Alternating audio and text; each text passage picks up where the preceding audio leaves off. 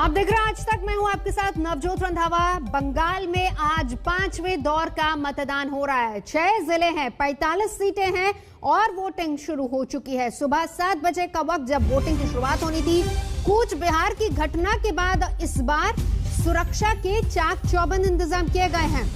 तो एक और वोटिंग है। दूसरी ओर छठे दौर के लिए चुनाव प्रचार भी आज जोर शोर से होगा, क्योंकि प्रधानमंत्री 2 रैलियां कर रहे हैं। ममता बनर्जी 3 सभाएं कर रही हैं।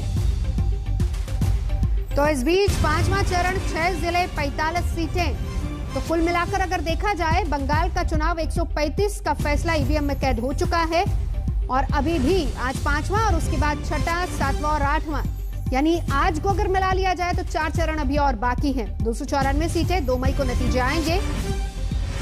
पिछली बार अगर इन्हीं सीटों की बात करें, आज 5वें चरण का मतदान हो रहा है, तो पिछली बार यानी 2019 की इन्हीं सीटों पर बात करें तो 45% वोट प्रतिशत बीजेपी का रहा था। टीएमसी को 41.5% पर भी संतोष करना पड़ा था। लेकिन सबसे बड़ी बात यह है, बड़ा चैलेंज टीएमसी के लिए इस बार रहेगा। तो 5वें चरण का मतदान, 6 जिले, 45 सीटें, शुरू हो चुका है मतदान। अलग अलग जगहों की तस्वीरें। और ऐसे में जब कोरोना काल में ये मतदान हो रहा और इसी को लेकर टीएमसी ने चुनाव आयोग को यह भी कहा था, जिसको लेकर कल चुनाव आयोग की बैठक भी हुई थी, कि तमाम बचे चरणों को एक ही साथ करवा लिया जाए। लेकिन इस पर मंथन हुआ, बैठक हुई, जिसके बाद यह डिसाइड हुआ कि सभी चुनाव अपने तय समय के मुताबिक ही होंगे। इस बीच बता दें कि अभी आज 5वें चरण का चुनाव है। इसके बाद 6ठा, 7वां, 8वां, फिर 2 मई को नतीजे आने हैं। मेरे साथ 2 सहयोगी इस वक्त जुड़ चुके हैं। अनुपम मेरे साथ इस वक्त मौजूद हैं और मौसमी सिंह। मौसमी सिंह, सबसे पहले आपके पास आते हुए, देखिए कोरोना काल है, तमाम बैठकें हुई, आरोप प्रत्यारोप लगे, लेकिन इस बीच आज 5वां चरण, जहां आप खड़ी हैं, कितनी लंबी कतारें और क्या तमाम प्रोटोकॉल को फॉलो किया जा रहा है?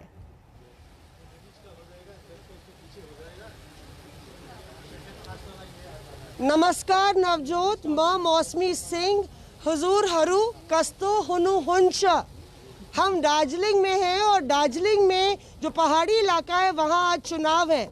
ये कहा जा रहा है कि जहाँ चुनाव हो रहे हैं वहाँ तो कोरोना दिख ही नहीं रहा और सब जो नेता हैं वो कोरोना को भूल के अपने सियासी वोट बटोरने में लगे हैं।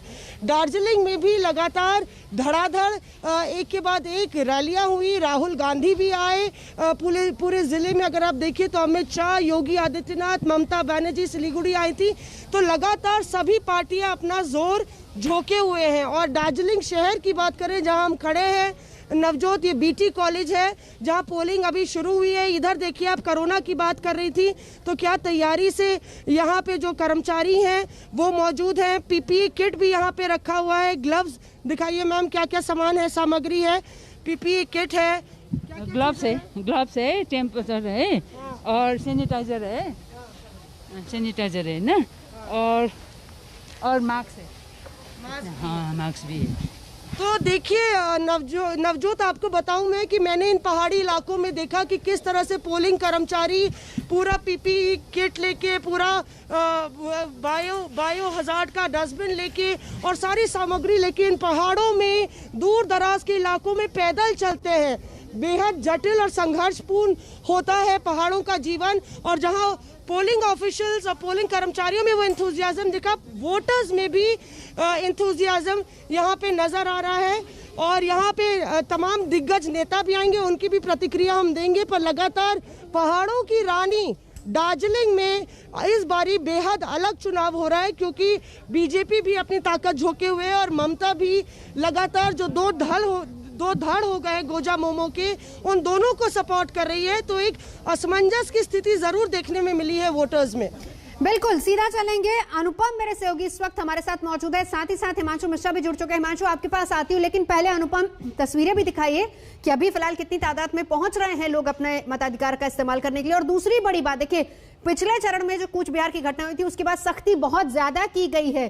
क्या ग्राउंड पर वो चीजें नजर आ रही? 200 मीटर के दायरे में धारा 144, क्या सुबह सुबह ये चीजें नजर आ रही है? और इस बीच कोरोना प्रोटोकॉल, अनुपम। जी नवजोत, बिल्कुल मैं इस वक्त सिलीगुड़ी के नेताजी हाई स्कूल में हूं और मैं अपने पीछे जो तस्वीर आपको दिखाऊंगा वो देख के आपको समझ में आ जाएगा कि सुबह सुबह ही लोग अपना वोट डालने के लिए बूथ में आ गए हैं। ये बड़ा स्कूल है, काफ़ी लंबी लंबी कतारें हमें देखने को मिल रही हैं, महिलाओं की अलग कतारें, पुरुषों की अलग कतारें। लगभग 6 बूथ यहाँ पर हैं, जहाँ पर हर बूथ में ही कम से कम 150 से 200 लोगों की कतार फिलहाल हमें देखने को मिल रही है। और अगर सुरक्षा की हम बात करें तो इस बार जो सुरक्षा व्यवस्था है कूच बिहार की घटना के बाद थोड़ी ज़्यादा हमें आंखों में दिखाई दे रही है, आंखों से दिखाई दे रही है। अगर मैं आपको दिखाऊं सेंट्रल फोर्सेस को, तो हर जगह सेंट्रल फोर्सेस के जवान तैनात है। यहाँ तक कि स्कूल के ऊपर छत पर भी इस बार सेंट्रल फोर्सेस के जवानों को तैनात किया गया है।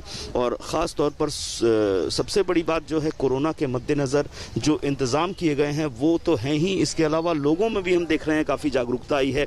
सोशल डिस्टेंसिंग का पालन कुछ हद तक कर रहे हैं, लेकिन मास्क लोग ज़रूर पहन कर आ रहे हैं। और ये तब है जब 22 लोगों की मौत हुई है पिछले 24 घंटे में, और 6700 से ज़्यादा मामले पश्चिम बंगाल में पिछले 24 घंटों में आए हैं। और ये आलम तब है जब जो टेस्टिंग है वो बहुत ज़्यादा नहीं हो रही है, 42,000 के आसपास टेस्ट हो रहे हैं, और जो प्रतिशत है धीरे धीरे वो लगातार बढ़ रहा है। ऐसे में जो सियासी राजनीति है वो फिलहाल कोरोना पर टिकी हुई है। ममता बनर्जी चाह रही हैं तीनों को, जो बाकी के चरण उनको एक साथ किया जाए। चुनाव आयोग ने साफ कर दिया ऐसा नहीं होगा। बीजेपी ने इसके पक्ष में दलील दी है कि ये उनके अधिकारों का हनन होगा अगर एक साथ क्लब कर दिया जाए।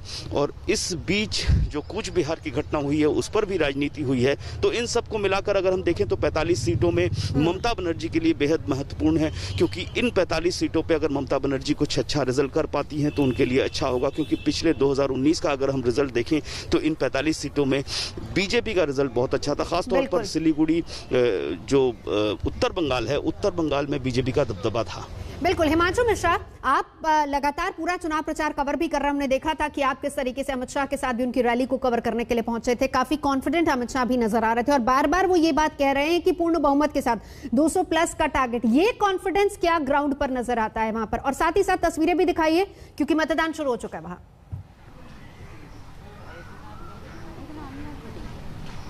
देखिए नवजोत, मैं आपको बता दूं कि बीजेपी के जो नेता है, देश के गृह मंत्री अमित शाह, मैं लगातार उनके साथ चुनाव प्रचार में रहा हूं और उनका ये कॉन्फिडेंस है कि 200 से ज़्यादा सीटें जो हैं बीजेपी जीतने जा रही है।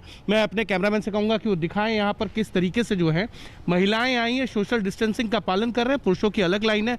जो भी लोग आए हैं वो मास्क लगा के आए हैं, सोशल डिस्टेंसिंग का पालन हो रहा है। अंदर जब भी जा रहे हैं आप देखिए वहाँ पर भी जो है टेम्परेचर लिया जा रहा है और उसके बाद हाथों को लिए जो है सैनिटाइज़र दिया जा रहा है कि सैनिटाइज करके ही अंदर जाएं। ये एक अच्छी कह सकते हैं कि तरीके से चुनाव से पहले इस तरीके की तैयारी की गई है। पैरामिलिट्री फोर्सेस को लगाया गया है, किसी भी तरीके की कोई घटना ना हो। जिस तरीके से कूच बिहार में जैसे हुआ था, जो अनुपम भी बता रहे थे और मौसमी भी बता रही थी। लेकिन बड़ी बात यह है कि बीजेपी का ये कॉन्फिडेंस इसलिए है कि बीजेपी को लगता है कि 2019 के अंदर जिस तरीके से बीजेपी ने 18 सीटें जीती थी और एक तरीके से कह सकते हैं कि एक ज़मीन अपनी बना ली थी। लेकिन एक बड़ी बात यह है कि बीजेपी ने जो भी ज़मीन बनाई है उसमें बीजेपी का जो मूल कार्यकर्ता है, संघ या बीजेपी बैकग्राउंड का, वो बहुत कम है।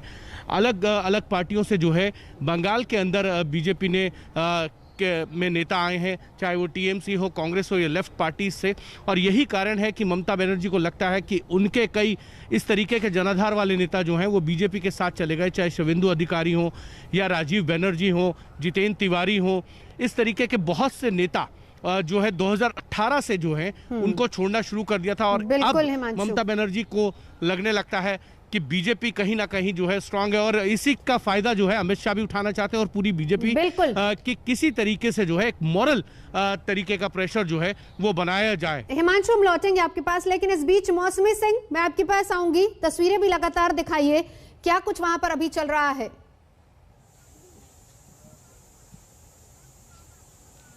जी आपको बता दें, देखिए हमने बताया था काफ़ी बड़े बड़े नेता यहाँ पे वोट डालने आएंगे।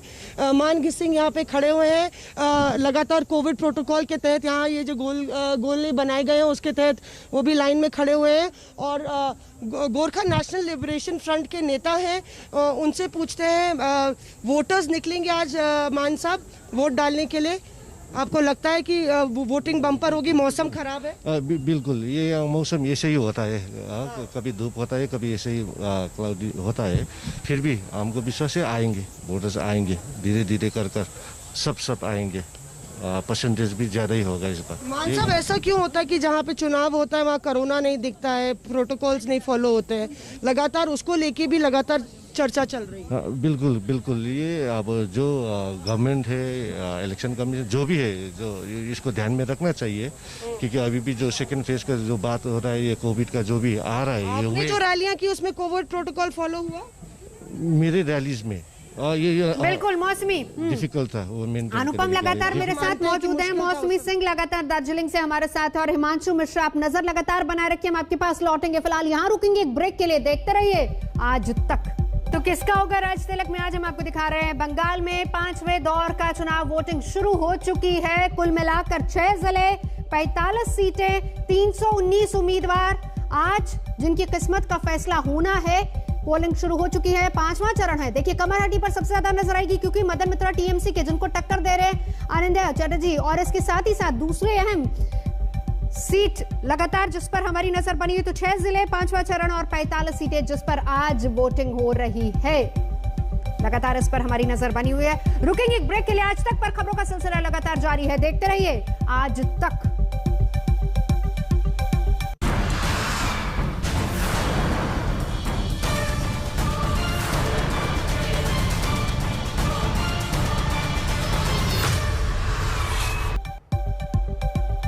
नमस्कार, आप देख रहे हैं आज तक, मैं हूं आपके साथ नवजोत रंधावा। तो सख्ती शुरू हो चुकी है दिल्ली में, क्योंकि कोरोना के मामले बेतहाशा बढ़ते जा रहे हैं। शुक्रवार रात से लॉकडाउन शुरू हो चुका है। सोमवार सुबह तक ये लॉकडाउन रहेगा। दिल्ली में बाजार बंद, दफ्तर बंद, सब कुछ बंद, सिर्फ जरूरी सेवाएं ही खुली रहेंगी। दिल्ली में कोरोना ने फिर से तमाम रिकॉर्ड तोड़ दिए, और पिछले 24 घंटे की अगर बात की जाए तो 19,000 नए मामले। महाराष्ट्र और उत्तर प्रदेश का भी हाल बेहाल है।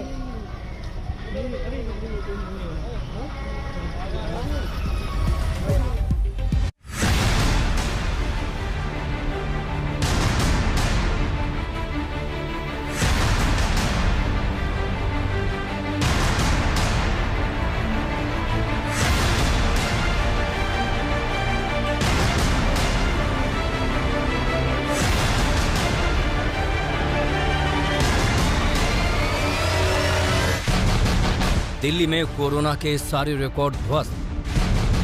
24 घंटे में नए मरीजों का आंकड़ा 19,000 के पार। एक दिन में 141 लोगों ने गंवाई जान। बेकाबू वायरस ने उड़ाई सरकार की नींद। क्या मिनी लॉकडाउन से लगेगा कोरोना की रफ्तार पर ब्रेक? लॉकडाउन से पहले ही दिल्ली पुलिस के जवान सड़क पर मुस्तैद नजर आए, और 10 बजते पुलिस एक्शन में आ गई और सड़कों पर सन्नाटा छा गया। ये रात के बाद से सोमवार सुबह तक वीकेंड लॉकडाउन जो है वो जारी रहेगा। लोग घरों से बाहर नहीं निकल पाएंगे। कनॉट प्लेस की ये तस्वीरें हैं, आपको दिखाएंगे कि किस तरीके से गुलजार रहने वाला कनॉट प्लेस एक बार फिर सन्नाटे में तब्दील हो गया है। पुलिस बैरिकेडिंग है, किसी को भी घर से बाहर निकलने की इजाजत जो है वो नहीं दी गई है। राजधानी में वीकेंड लॉकडाउन का आज पहला दिन है। वीकेंड लॉकडाउन के दौरान सोमवार सुबह 6 बजे तक सख्त पाबंदी जारी रहेगी। जरूरी सेवाएं छोड़कर बाकी आवाजाही पर रोक रहेगी। वीकेंड कर्फ्यू के दौरान दिल्ली के सिनेमा हॉल में 30% दर्शकों की इजाजत दी गई है। एक जोन में सिर्फ एक साप्ताहिक बाजार लगेगा। रेस्टोरेंट में बैठकर खाना बैन है, सिर्फ होम डिलीवरी की सुविधा मिलेगी। बहुत सारी चीजें समझाने की आवश्यकता अब नहीं रह गई है, लेकिन हाँ, कुछ इलाकों में अगर लोग कड़ाई के बावजूद निकलते हैं तो वहां पर न सिर्फ दिल्ली पुलिस बल्कि हमने तमाम दिनों में सिविल डिफेंस को भी देखा है। लेकिन अब चूंकि ये पहला वीकेंड का कर्फ्यू है तो यहाँ पर आपको दिल्ली पुलिस के अधिकारी भी नजर आ जाएंगे, जवान भी हैं, और सीएपीएफ के भी जो जवान हैं वो तमाम यहाँ पर मौजूद। और देखिए, जिस गाड़ी को लेकर थोड़ा सा भी संशय होता है, जैसे ये टैक्सी यहाँ पर, उसको लेकर अगर थोड़ा सा भी संशय हुआ कि क्या इमरजेंसी सर्विसेज के ये हैं या नहीं हो सकते हैं, ताकि उन्हें समझाया जाए, तो इस वजह से ये सीधे तौर पर हमें दिख रहा है कि पुलिस की तरफ से उन्हें रोककर और समझाया जा रहा है। एलजी अनिल बैजल ने दिल्ली पुलिस कमिश्नर को लॉकडाउन का सख्ती से पालन कराने के आदेश दिए हैं। राजधानी में कोरोना रोज नए रिकॉर्ड बना रहा है। पिछले 24 घंटे में नए संक्रमितों की संख्या 19,486 पर पहुंच गई है। ये अब तक का सबसे बड़ा आंकड़ा है। एक दिन में 141 लोगों ने महामारी की वजह से अपनी जान गंवाई है। ये भी मौत का सबसे बड़ा आंकड़ा है। दिल्ली में इस वक्त 61,000 से ज्यादा एक्टिव केस हैं। 24 घंटे में पॉजिटिविटी रेट 20% रहा। कोरोना की बेकाबू रफ्तार ने सरकार की नींद उड़ा दी है। पुराने इंतजाम के सभी दावे धराशायी हो गए हैं।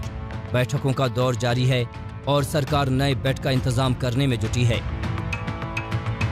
मुख्यमंत्री अरविंद केजरीवाल ने सभी जिला अधिकारियों को ऑक्सीजन बेड बढ़ाने के निर्देश दिए हैं। स्वास्थ्य विभाग के अधिकारियों को भी कोरोना ऐप के जरिए अस्पतालों में खाली बेड की सही जानकारी उपलब्ध कराने के आदेश दे दिए गए हैं। संक्रमण की रफ्तार इतनी तेज है कि इसे काबू करने के सभी उपाय नाकाम साबित हो रहे हैं। सरकार को उम्मीद है कि वीकेंड में 2 दिन का लॉकडाउन वायरस के खिलाफ हथियार साबित हो सकता है, लेकिन अगर ऐसा नहीं हुआ तो संपूर्ण लॉकडाउन की संभावना से इनकार नहीं किया जा सकता। आज तक ब्यूरो। और ये हालात इसलिए बने हैं क्योंकि दिल्ली वाले या कहें कि सभी लोग बिल्कुल बेपरवाह लापरवाह हो गए थे। तो इस सख्ती का कितना असर ग्राउंड पर दिखा, श्वेता सिंह की रिपोर्ट देखिए। शुक्रवार रात के 10 बजे लॉकडाउन की शुरुआत। वीकेंड लॉकडाउन, वीकेंड कर्फ्यू, किसी भी नाम से जानिए, लेकिन सीधे तौर पर मैसेज यही कि कोरोना के संक्रमण के चेन को अगर तोड़ना है तो ये मिनी लॉकडाउन ही सही। दिल्ली के लोग अब इससे दो चार हो रहे हैं। एक एक गाड़ी का देखिए उसे देखा जा रहा है कि कहीं वो आपात सेवा से लेना देना है या नहीं। दिल्ली पुलिस के जो जवान, जो बाइक सवार जवान हैं, ये इसी तरीके से बत्तियों को जलाते और सायरन को बजाते हुए अलग अलग इलाकों में जा रहे हैं ताकि लोगों को घर के भीतर से ही पता रहे कि भाई बाहर लॉकडाउन है, उन्हें बाहर नहीं निकलना है, सिर्फ आपात सेवा को बढ़ने की इजाजत है। लेकिन अगर लोगों के पास ये सीधे तौर पर दस्तावेज होते हैं या कोई वजह होती है कि क्यों उन्हें नहीं निकलना है, क्यों उन्हें जरूरत है बाहर निकलने की, तो उन लोगों को छोड़ा भी जा रहा है पूछताछ के बाद। लेकिन जो सीआरपीएफ के जवान हैं, दिल्ली पुलिस के जवान हैं, एक साथ कंधे से कंधा मिलाकर यहाँ पर वो सारी चेकिंग कर रहे हैं, वो सारी मुस्तैदी के साथ मौजूद है। नाइट कर्फ्यू तो शुरुआत हो चुकी थी दिल्ली में, लेकिन अब वीकेंड कर्फ्यू का पालन कराना है। जो बाजार वीकेंड्स में गुलजार रहा करते थे उन्हें भी अब सूना रहना पड़ेगा जब तक कोरोना की ये दूसरी वेव जो है उसका संक्रमण, उसका खतरा खत्म नहीं हो जाता है। कैमरा पर्सन सैयद मोहसिन के साथ श्वेता सिंह, दिल्ली आज तक। तो चेन को तोड़ना बेहद जरूरी है और इसीलिए सख्तियां भी जरूरी है। और इस बीच जरा इन आंकड़ों पर भी गौर कीजिए। पिछले 24 घंटे में 19,486 नए मामले और ये दिल्ली का हाल है। 141 लोगों ने अपनी जान गंवाई है कोरोना की वजह से। हालात लगातार बिगड़ते जा रहे हैं, ये हाल है। और देखिए इस पर संक्रमण दर कितनी है, 19.69% संक्रमण दर है। दिल्ली का हाल और ज्यादा भी हाल है। रिकवरी रेट 90.94% है। ये दिल्ली की तस्वीर, दिल्ली का हाल। इस बीच मृत्यु दर 1.47%। लगातार मामले बढ़ रहे हैं, सख्तियां की जा रही हैं। सख्तियों का असर कितना वो भी बताएंगे। 24 घंटे में टेस्ट भी 98,000 से ज्यादा हुए हैं। सुशांत मेरे साथ इस वक्त जुड़ चुके हैं, मेरे सहयोगी। सुशांत मेरा जरा बताइए, क्योंकि देखिए कल रात से लॉकडाउन लगा है, क्या सड़कों की तस्वीर है? लोग समझ रहे हैं कि ये सख्ती उन्हीं के लिए है? देखिए नवजोत, आज से वीकेंड लॉकडाउन की शुरुआत हुई है। कल देर रात से वीकेंड लॉकडाउन यानी कि शनिवार इतवार के समय जो लोग घरों से बाहर निकलते थे वो घरों से बाहर ना निकले। कनॉट प्लेस का नजारा है, सुबह के वक्त मॉर्निंग वॉकर्स जो है वो यहाँ पर आते थे वॉक करने के लिए। वो पूरी तरह से सन्नाटा जो है पसरा हुआ है। तमाम गाड़ियां जितनी भी अगर कोई निकल रही है, अगर वो जरूरी सेवाओं से जुड़ी हुई नहीं है तो उनकी बाकायदा चेकिंग यहाँ पे की जा रही है। उनको वापस भेजा जा रहा है, चालान काटा जा रहा है कि आप घर से बाहर क्यों निकले, क्योंकि लगातार कोरोना के जो मामले हैं वो अपने रिकॉर्ड तोड़ रहे हैं। कल के अंदर 19,486 मामले सामने आए हैं। उसके बाद अगर बात की जाए 141 लोगों ने अपनी जान गंवाई है। और ऐसे में दिल्ली पुलिस और उसके साथ साथ सीआरपीएफ के जवान कंधे से कंधा मिलाकर के यहाँ पर तमाम जो सुबह के वक्त ऑटोज या फिर बाइक या जितनी भी गाड़ियां आ रही हैं उनकी बाकायदा यहाँ पर चेकिंग जो है वो की जा रही है। अगर वो जरूरी सेवाओं से जुड़े हुए हैं उनको यहाँ पर पूरी तरीके से चेक करने के बाद ही जाने की इजाजत जो है वो दी जा रही है। अभी आप देख सकते हैं कि इस तरीके से पुलिस के जो जवान है वो पूरे कनॉट प्लेस के अंदर जो है वो पेट्रोलिंग कर रहे हैं, लोगों से पूछ रहे हैं। अगर कोई बाहर निकलता हुआ नजर आता है उससे पूछा जाता है कि आप क्यों निकले हैं, किस वजह से निकले हैं, क्या काम है आपको। ये तैयारी जो है वो दिल्ली पुलिस की तरफ से की गई है ताकि लोग घरों से बाहर ना निकले और कोरोना का जो संक्रमण की चेन है उसको किसी तरह से तोड़ा जा सके। बिल्कुल बिल्कुल, और इसीलिए एलजी और अरविंद केजरीवाल दोनों की बैठक हुई थी, क्योंकि नियम बना दिया जाता है लेकिन उनको एग्जीक्यूट कैसे करवाया जाए, और वो कहीं ना कहीं एग्जीक्यूशन फिलहाल जैसा सुशांत भी दिखा रहा है तस्वीरों में नजर आ रहा है। इस बीच एक तरफ कोरोना मरीजों को अस्पताल में बेड नहीं मिल पा रहा, वहीं दूसरी तरफ इस तरह के मामले भी सामने आ रहे हैं कि कोरोना से ठीक हो चुके मरीज अस्पताल ही नहीं छोड़ रहे हैं। मध्य प्रदेश के नरसिंहपुर जिला अस्पताल में ऐसी ही समस्याओं से दो चार हो रहे हैं प्रशासन के लोग भी। कल मध्य प्रदेश के लोक निर्माण, कुटीर एवं ग्राम उद्योग मंत्री गोपाल भार्गव, जिन्हें नरसिंहपुर जिले का प्रभारी मंत्री भी बनाया गया है, जिला अस्पताल का निरीक्षण करने पहुंचे थे, जिनके सामने डॉक्टरों ने जब ये समस्या रखी तो मंत्री ने अजीबोगरीब सुझाव दे डाला। मंत्री ने डॉक्टरों से कहा कि वो मरीजों को बोले कि अस्पताल में पड़े रहना जिंदगी की गारंटी नहीं। आप अपने आप में भी आश्वस्त हैं तो ऑपरेशन ठीक हो चुका है और अब जबरन वहाँ लेटा हुआ। आप ये भी बता दो उनको आप यहाँ पड़े रह ज़्यादा समय तक तो फिर बीमार हो जाएंगे। जी के देवानगंज में बिना मास्क निकले लोगों को पुलिस ने सरेआम दंडित किया और उठक बैठक करवाकर उनके चालान काटे। वो तस्वीरें आपको दिखा रहे हैं। तो मास्क न पहनने पर हर राज्य में सख्ती कर दी गई है। उत्तर प्रदेश में भी अगर आप मास्क नहीं पहनेंगे तो 1000 का जुर्माना पहले और फिर 10,000 का जुर्माना दूसरी बार आपको भरना पड़ेगा। और इस बीच ये मध्य प्रदेश की तस्वीरें जहां पर अगर आप मास्क नहीं पहनते हैं तो इस तरीके से दंडित किया जा रहा है। नोएडा की भी बात आपको बता देते हैं, क्योंकि यहाँ पर भी लगातार लाउडस्पीकर के जरिए लोगों को मास्क पहनने की हिदायत दी जा रही है। तो देश के हर राज्य में लगातार जहां एक तरफ मामले बढ़ते जा रहे हैं, बिगड़ते जा रहे हैं हालात, तो ऐसे में नियम कानूनों का सख्ती से पालन करवाने की भी कोशिश हो रही। नमस्कार, मैं हूं अंजना ओम कश्यप। हमें उम्मीद है ये वीडियो आपको पसंद आया होगा। लेटेस्ट खबरों के लिए यूं ही देखते रहिए आज तक, और इस वीडियो के पसंद आने पर लाइक, शेयर एंड सब्सक्राइब करना ना भूलें।